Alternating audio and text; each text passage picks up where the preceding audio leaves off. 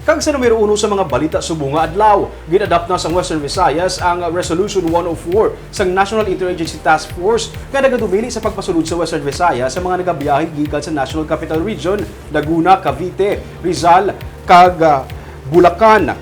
Ini magluwas na lamang sa mga ginakabig naton sa karon nga essential travelers. Ma-report si Barbara Mijares. Effective subong nga adlaw, Marso 23, ginadumilian ang pagsulod sa mga returning residents ilakip na ang magabiyahe para sa bakasyon o kon leisure sa Western Visayas nga gikan sa National Capital Region, Bulacan, Rizal, Cavite kag Laguna magluwas na lamang sa mga essential traveler. Sa advisory nga ginpagwa sang Regional Interagency Task Force kag Regional Task Force for the Management of Emerging Infectious Diseases, gin-adopt ang Resolution 104 nga damlag pa ginpagwa sang National IATF. Suno kay Negros Occidental Governor Eugenio Jose Lacson, wala pa man nasabat sang NIATF ang iyang nga hinyo sang duha ka semana nga moratorium sa biyahe gikan sa Metro Manila, pero daw kasubong na nga ginsabat ang iyang nga ginhinyo magluwas na lamang sa Cebu nga suno sa gobernador luyag niya man kuntani malakip sa tunga sang pagsaka karon sang kaso sang COVID-19. Base sa advisory, tubtub ini sa Abril 4. We expect less travel or less people coming to the province because I understand essential individuals are allowed to travel.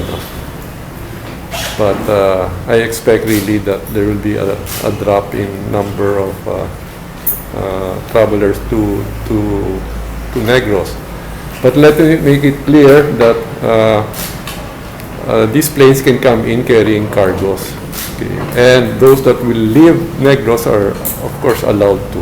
263 karon ang active cases sa Negros Occidental. Siyudad sang La Carlota ang may pinakadamo nga kaso, 33. Sunod kay Provincial Incident Management Team Commander Zeffard Kaelian, ang mga nagpositibo yara sa mga quarantine facilities. Sa Ibi Magalona Healing Center, 110 ang positibo, kag may 20 ka iban pa nga ginakabi close contacts. Samtang, isa man sa pagpanghangkat karon nga ginaatubang sang PIMT ang mga expired nga RT-PCR test results, kag ang mga natungdan ang nagpaidalom naman sa voluntary swab kag quarantine. May mga namutikan man nga peke nga RT-PCR test result. In hours or in a day beyond na. Oo.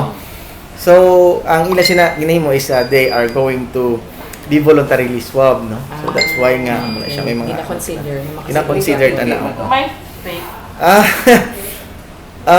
We have reports no nga may arang iban, so we usually ang aton nga LGUs kay si LGU ang naga-scrutinize ang ila documents. Ginalantaw naman ni Governor Lacson nga masunod nga tikang ang mga paghinyo liwat sa National IATF nga ibalik ang damlag pa protocol sa probinsya nga nagapaidalom sa mga nagaabot sa Negros Occidental sa swab test kag quarantine agud tumatatapan ang pagsaka sang COVID-19 cases.